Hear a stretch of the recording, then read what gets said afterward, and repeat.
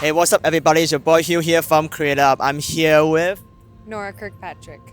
Laura. Tell us a little bit about your booth and the thing you're showing in VRLA. So this is an interactive choose-your-own-adventure live-action comedy. We shot it in a branching narrative, so the viewer gets to decide what happens and who you follow and where you go. And this is a 10-year high school reunion that you're going back to, and you get to chase the girl of your dreams or decide whether to smoke weed with Snoop Dogg in space or go down with the Herman under the school or dance in a twerking dance circle. You get to decide what you want to do and who you want to follow. Just mentioned Snoop Dogg. Yep. Snoop Dogg's in it. He smokes you out in the bathroom, and then you float in space. Nice. So tell us the design of this whole thing. Yeah, well, we tried to recreate a school dance environment because a lot of the scenes in the show take place in the gym for a school dance. So we just recreated a little piece of that here. And then you swivel on chairs and go through the whole experience. Nice. So tell us how long this whole film been produced, and is there any behind the scenes thing you can share to us, budget wise? Yeah, it's been about a little less than a year maybe from start to finish. And we shot it over the course of 5 days, so we were shooting 10 pages a day because it's about 60 minutes of footage, and then your experience is between 12 and 20 minutes depending on which way you go. And yeah, we shot it in 5 days, pretty much like a movie, because everything was working all the time, and we had 150 extras and 15 cast, and it was kind of a really aggressive production. Is it your script? Yeah. I wrote it with my friend, and then I directed it. Yeah. Nice, awesome. So tell us, for people actually try to get into VR filmmaking, any tip from you how to storytell in VR and virtual reality? I think it's very similar to how to storytell in film and TV. We made sure there were 3 acts and all the characters' motivations were clear, and no matter which way you go, you understand the thesis of the whole piece and what storyline you didn't follow and which ones you could follow. So wherever you go, you're understanding the goal of your character and what you're trying to do. But I would say focus on it the same way you would a movie and don't skip any corners and themes and character development.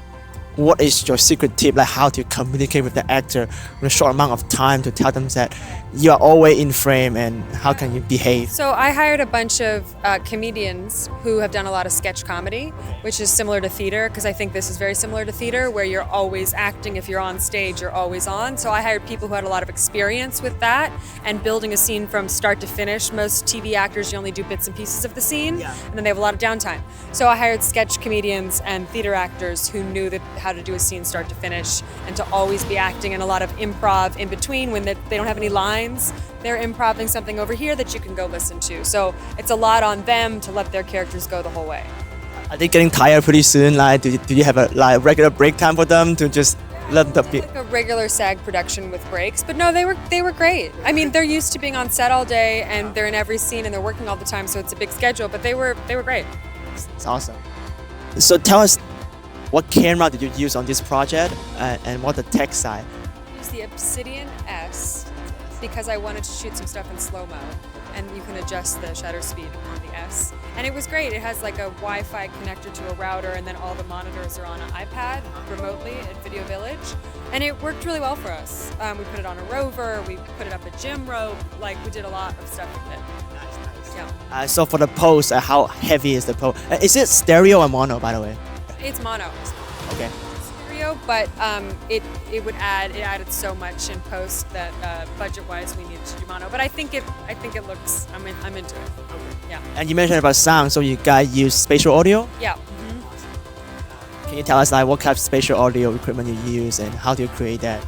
Well, that would be maybe a better question for the sound mixer. Okay. But I know we recorded in spatial audio, and then we had a whole sound team that was pinging the sound in different places and mixing depending on where you're looking. Awesome. So how long is the whole entire post process? I know you film for 5 days. How long it take? A long time. I mean, because you got to stitch, and then you got to edit, and then you got to color and sound. I mean, VFX. I mean, it was a long time. Maybe 5 or 6 months. 6 months. Awesome. Is it your first ever VR film, or you have other? VR series for Hulu last year. That was 5 parts, 5 episodes, short ones at a much lower budget, and this was kind of the next step with interactivity and a bigger budget. So this was increasing production value. You give us a ballpark, how big is this budget? I don't know if I can tell you. I think I have to keep it under wraps. how big is it compared to your older project, your first project? Very small budget, like super tiny, like pretty nothing. I mean, this one was like a good budget for an episode of TV, pretty similar, yeah. How many episodes is it on this? One, Just this and then we might make more. Okay, awesome. And can you tell us, our audience, like when people can actually check this out and on platform? May 24th, if you have a headset, you can get it, any headset. Just download the Hulu VR app, go to VR, and click on door number 1. Thank you so much.